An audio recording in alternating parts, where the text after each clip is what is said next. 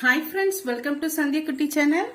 நம்ம சந்தியா குட்டி சேனல் மூலிமா ரொம்பவே ஹெல்த்தியான ராகி அடை எப்படி இதை செய்யுதுன்ட்டு பார்க்கலாங்க. ரொம்பவே சாஃப்டா இருக்கும். ஃபுல் டே வச்சிருந்து சாப்பிட்டாலையும் அந்த சாஃப்ட்னஸ் வந்து குறையாம அப்படியே இருக்குங்க. இப்போ அதுக்கு பார்த்தீங்கன்னா ஒரு மிக்சிங் பவுல் ஒன்று வச்சுக்கிட்டேன். ஏதாவது ஒரு கப்பில் வந்து நீங்கள் மெஷர் பண்ணி எடுத்துக்குங்க. இப்போ ஒரு கப் அளவுக்கு ராகி மாவு எடுத்துக்கிட்டேன். இது வீட்டில் அரைச்ச ராகி மாவு தான். இப்போ இது கூடவே என்னென்ன பொருட்கள் நம்ம சேர்க்கிறோம்ட்டு பார்க்கலாங்க. நான் வந்து ஒரு பெரிய சைஸு வெங்காயம் வந்து ரொம்ப பொடிசா வந்து இது போல நறுக்கி வச்சிருக்கேன். ஒரு கைப்பிடி அளவுக்கு கேரட் எடுத்து துருவி வச்சிருக்கேங்க. காரத்துக்கு ஏற்ப 4-5 பச்சை மிளகாய் சின்ன சின்ன பீஸ்களை கட் பண்ணி வச்சிருக்கேன். ஒரு கைப்பிடி அளவுக்கு முருங்கைக்கீரையை வந்து நல்லா பாருங்க இது போல வந்து நான் உருவி வச்சிருக்கேன். இப்போ இது எல்லாமே இதோட நம்ம சேர்த்து விட்டுக்கலாம். நம்ம சேர்த்து இருக்கிற பொருட்கள் வந்து தாராளமா இருந்தாதான் நம்ம வெறுமனா சாப்பிட்றது கூட ரொம்பவே டேஸ்டியா இருக்கும். இப்ப இது கூட தேவையான அளவுக்கு உப்பு சேர்த்துக்கலாங்க.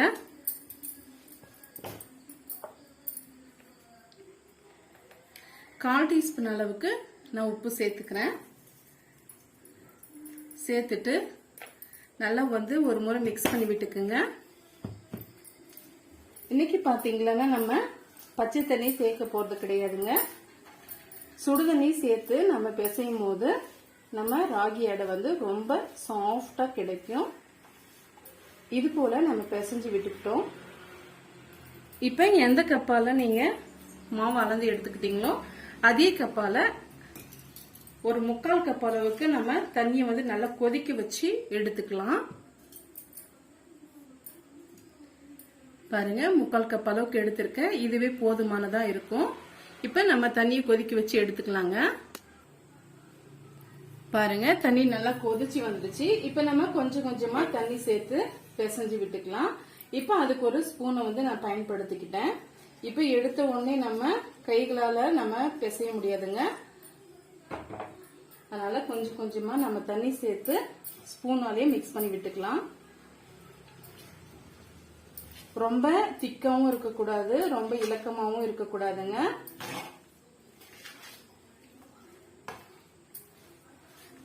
பாருங்க இப்போ வந்து இன்னும் கொஞ்சம் நமக்கு தண்ணி வந்து தேவைப்படுது.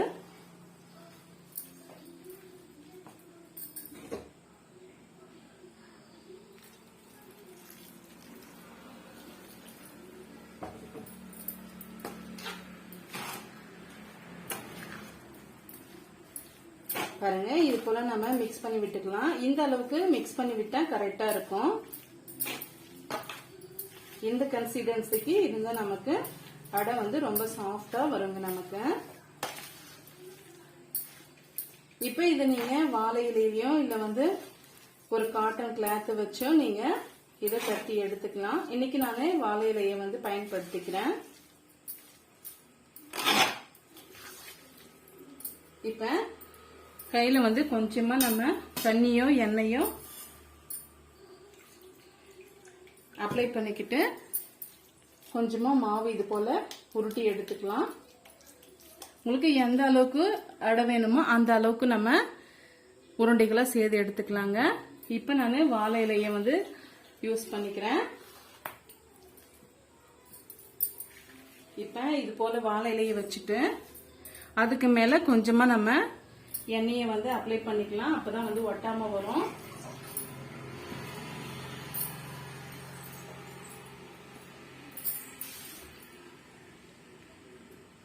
நீங்க பெரிய பெரிய அடைய கூட தட்டி எடுத்துக்கலாங்க.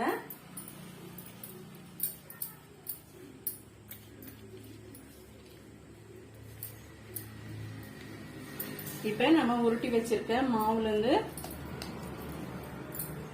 இது போல எடுத்து தட்டி விட்டுக்கலாம்.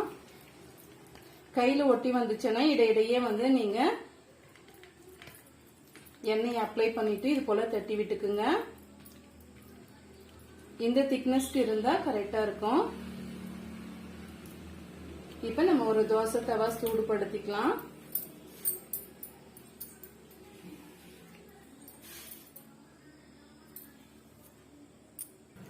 இப்ப தோசை தவா வந்து யூஸ் பண்ணிக்கிட்டுங்க. இப்ப நம்ம எடுத்து வச்சிருக்க அடைய வந்து சேர்த்து விட்டுக்கலாம்.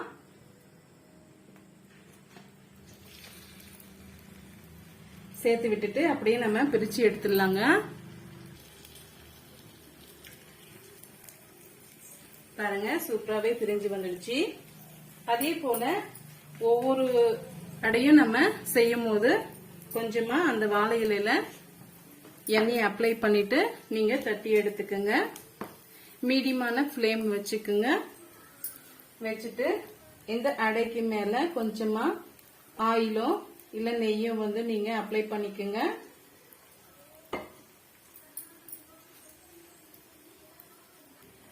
இப்ப நம்ம திருப்பி போட்டுக்கலாம்.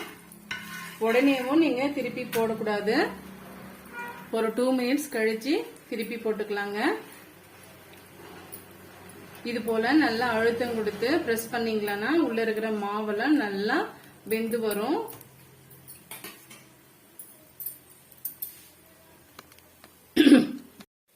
பாருங்க இப்ப நம்ம செய்து வச்சிருக்க ராகி அடை சூப்பராவே வந்துருச்சு. இப்ப நம்ம ஒரு பிளேட்டுக்கு மாத்திக்கலாம். இதே போல எல்லா ராகி அடையும் நம்ம செய்து எடுத்துக்கலாங்க. ஒரு ராகி அடை வெந்துட்டு இருக்கும் போதே இன்னொரு ராகி மாவு இது போல நீங்க தட்டு வச்சுக்கிட்டீங்களா ரொம்பவே ஈஸியா இருக்கும். மீடியமான ஹீட்லயே வச்சுக்கோங்க. ஒவ்வொரு டைமும் வந்து ஹை ஃப்ளேம்ல வந்து வைக்க கூடாது. ஒவ்வொரு டைமும் வச்சுக்கிட்டு இது போல நீங்க போட்டு எடுத்தீங்களா ஈஸியா நமக்கு ராகி அடை பிரிஞ்சு வந்துருங்க. நம்ம போடும் போது ஒவ்வொரு டைமும் வந்து எண்ணெயை அப்ளை பண்ணிட்டு நம்ம போட்டு எடுத்துக்கணுங்க. மீடியமான ஹீட்லயே இருக்கட்டும். இப்ப எல்லா ராகி மாவும் நம்ம செய்து முடிச்சிட்டு பார்க்கலாம். பாருங்க சூப்பரா வந்து நம்ம ராகி அடை செய்து எடுத்துக்கிட்டோம். இப்போ 1 கப்பு மாவு எடுத்துக்கிட்டோம். மொத்தம் எனக்கு 5 ராகி அடை வந்து கிடைச்சிருக்குங்க. இப்போ இது கூடவே நான் வேர்க்கடலை சட்னி நான் சேர்த்து சர்வ் பண்ணிக்க போறேன்.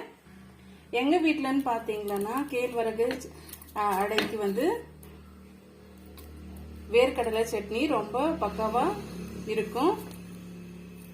சாப்பிட்றதுக்குமே ரொம்ப டேஸ்டியா இருக்குங்க.